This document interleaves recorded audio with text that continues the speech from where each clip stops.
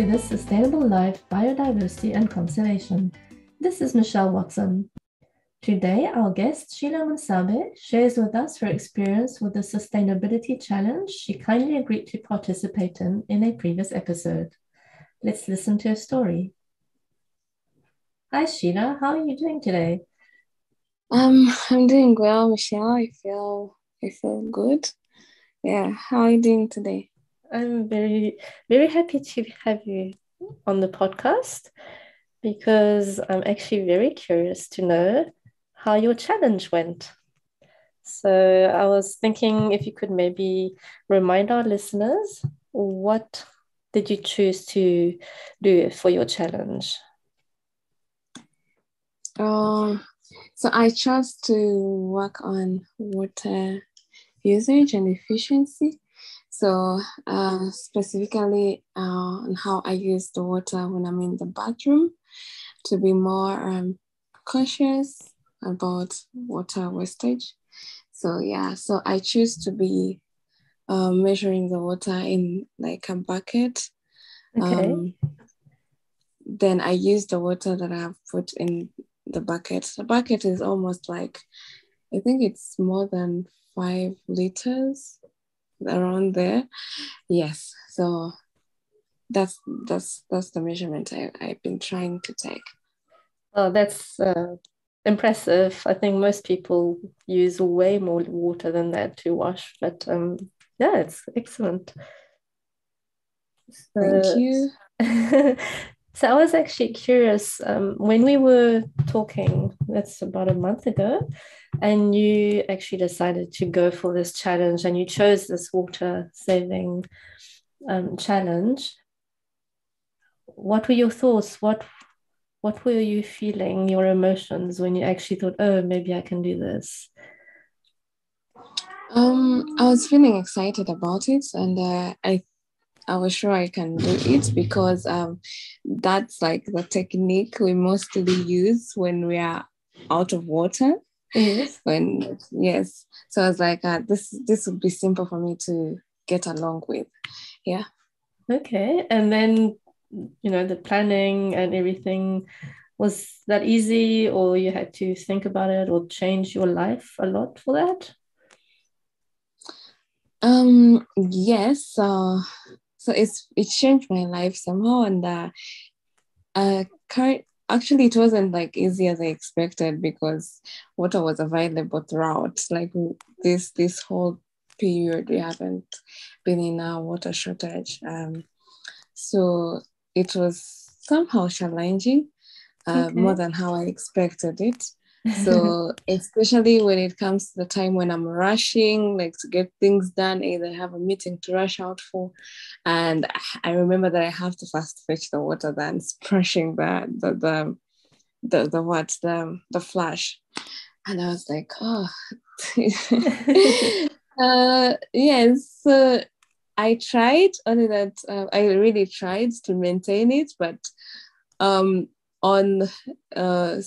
on some days where like I'm in a very rushing moment, I'm sorry, but I slipped off. I found myself, like splashing, and then I would remember, oh, I committed to do this. So, but still, even that, like after remembering that I had committed this whole month period to use water in that way. So the times when I would find myself like I've already slipped off, but I'm rushing because of the rush, I'll be like, still, I have to be conscious. So I would try to open when I'm using and then close, not leaving the shower like splashing the water. Yeah. Yes. So when you were actually during the challenge and you had some days when you were rushing, were you still excited, or were you, how were you feeling then, the actual doing of it? I was feeling bad, and I would find myself like I've missed off. Yes, that would make me feel bad, and that's why like I would still like remind myself to still even if like I've slipped off and forgotten to first fetch the water, but myself and I understand the moment that we are in. So, but besides that, I still have to be conscious about how I'm using the water. So I would still try to, like, even if I've not first fetched the water to measure it, I would still try to make sure that I'm splashing while using, and then close when I'm not like using the water at the moment. Yeah. Okay, so you actually got a sense of achievement, or I guess it made you happy, maybe when you were doing it, when you was like successful, you felt good. Yes, it was a good experience, considering the fact that I got to do this in the time where like water was available, which I've never tried to do. So yeah, it's something that I would still try to put in practice. Okay, that's good to know. And Yeah. now that the month is up, how do you feel about the whole adventure? Mm, it was a great one, and um, I wish like more people would get on such kind of adventures. Um, yeah. So it was more a positive, something good, something you Yes. enjoyed. Yes. Yes. I did enjoy it. And what about the people around you when they, I don't know, were they aware of what you were doing? How did they react? Um. So well, yes, they're aware of what I was doing, and it was like surprising. So when they would see me fetch the water first, the first question is, "There is no water. Like the taps don't have water. Why are you fetching the water in the bucket first?" I'm like, I'm doing this to be conscious about my water usage. Yeah, so it was surprising to them at some point. Yeah, until it became like a routine. Okay. And what did they think that you were becoming more water conscious, even though right now you do have enough water? I mean, it's not a dry season. Were they Mm. amused, or did anybody copy you? Mm, not really, especially the fact that it is like the showering or bathing part. So none, they really didn't. And apart from like when maybe the kitchen things, if you're in the kitchen or doing laundry, those are the moments where like they first fetch the water. Yeah. Mm. Not my technique of the bathroom. Yeah. Yeah. No, well, I'm glad that it was a positive experience for you. Yeah. And but now my question is this something you would like to continue long term, or was it, did you find it too challenging? What do you think? Um, I didn't find it too challenging. It's something that I would try to put in my daily routine. Um, and yeah, yes, it's something that I'll do for a long time, and to adopt to that than remembering to be to then remembering to be more conscious about water usage only when we are out of water or when it is a water shortage. Yeah. Hmm. Yeah. So I think it's something that I'll do for a long time. No, well, that's good to hear. Well, I'm glad you enjoyed it, and I don't know, are you going to try and inviting other people to join other challenges like that? Yeah, I will. I'll try. So definitely I'll do that. I'll try to do that, and yeah. Oh, excellent.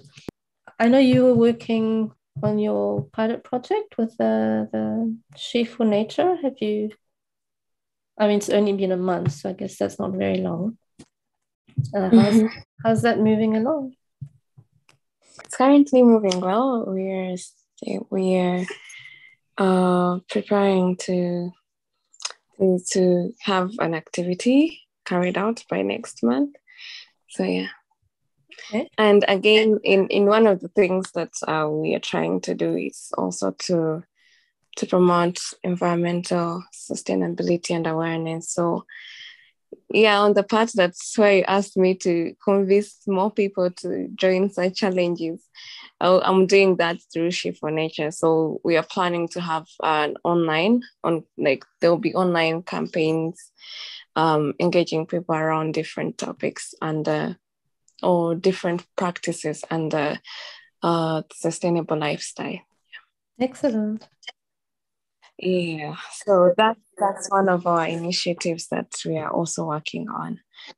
And yeah, we are trying to make sure next month we have a webinar around one of the topics around environmental management or sustainability. So that's what we have been preparing for and working towards.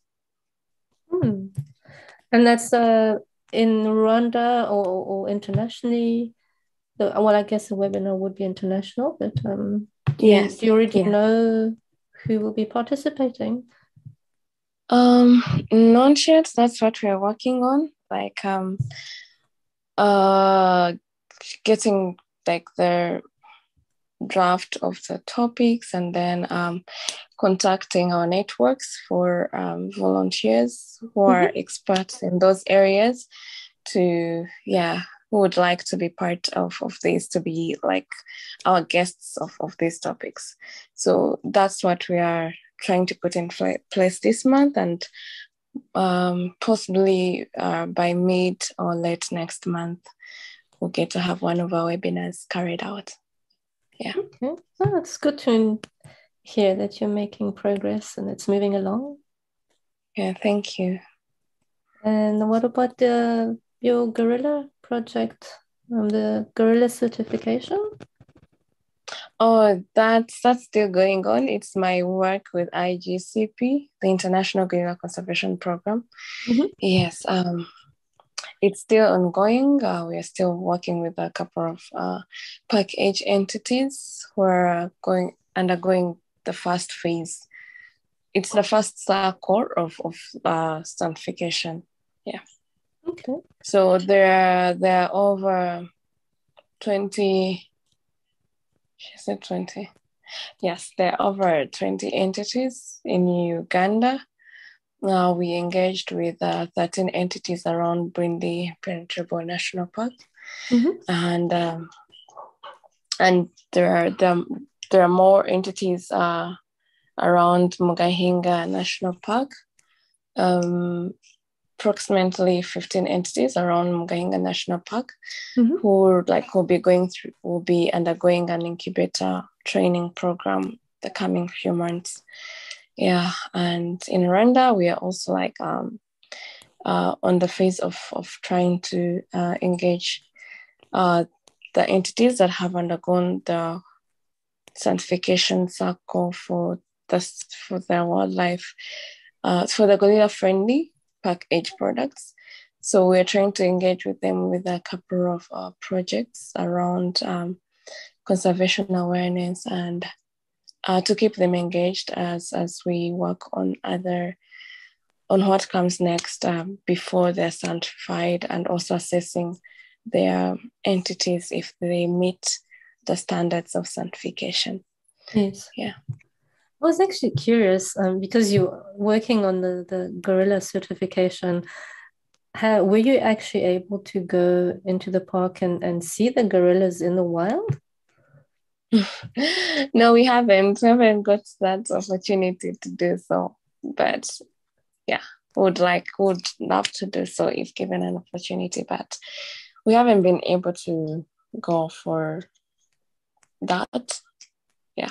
Is it difficult? Is it because the visitors are limited to visit the gorillas, or is it more no time and too far, or maybe too expensive? Or It comes on our visitors. Okay, there's still limitation on visitors, yes. And again, the price. Yes. Yeah, the price is the most challenging thing. Yeah, Yes. unless the more funding opportunities for one to do so, or if it is the organization that sponsors us to do so, yeah, I would love to be part of that. Yeah, sure. No, because on the one hand, I mean, it's more meaningful to actually have been in contact and in the wild with the species that you're busy protecting or helping to protect. So on the other hand, obviously you can't have a million people rushing to see each poor gorilla. That wouldn't work either. So, but yeah, I was just wondering if you had been lucky. I will be lucky in the future, maybe soon. Yeah. No, but it's really lovely to hear the kind of work that you're doing, and I hope more and more people will join forces. Yeah, I hope so too. Well, I thank you very much for joining in that water challenge, the Sustainable Living Challenge. And I thank you also that you carrying it out further afield and encouraging other people to join and do their bit. So it was really lovely having you on this podcast, Sheillah. And I really hope to hear more from you with your other projects in the future. Thank you so much, Michelle. Yeah. Okay. Take care, Sheillah. Bye. Take care.